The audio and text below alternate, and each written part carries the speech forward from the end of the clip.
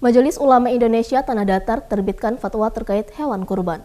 Fatwa ini merujuk pada penyakit mulut dan kuku terhadap ternak yang saat ini tengah mewabah. Sekretaris Majelis Ulama Indonesia Tanah Datar meminta kepada pedagang untuk menjual hewan ternak yang sehat kepada pengurus masjid.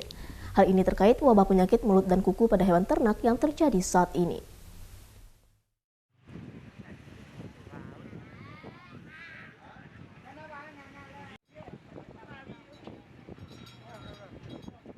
Majelis Ulama Indonesia juga menertibkan fatwa tentang hukum dan panduan pelaksanaan ibadah kurban saat kondisi wabah penyakit mulut dan kuku.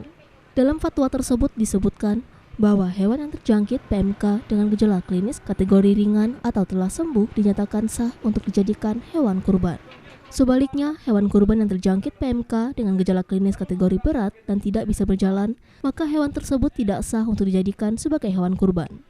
Antisipasi terjadinya kesalahan dalam pemilihan hewan ternak di tengah wabah PMK, MUI Tanah Datar juga bakal melakukan koordinasi dengan seluruh pengurus masjid setanah datar. Nantinya pengurus masjid akan dihimbau untuk lebih memilih hewan ternak di pasar ternak dan menghindari pembelian secara perorangan.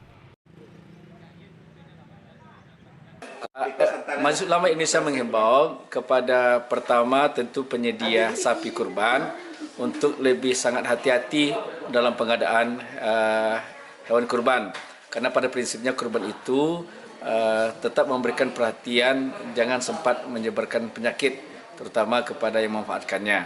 Nah, kepada peserta kurban juga diharapkan hati-hati juga ke dalam mencari hewan kurban, apalagi dengan kebijakan pemerintah kita sudah memproteksi agar hewan-hewan tidak banyak masuk dari luar daerah. Dari Kabupaten Tanah Datar, Sumatera Barat, Agung Sulistyo, iNews melaporkan. Karena memang jumlah biaya pelaksanaan kurban itu lebih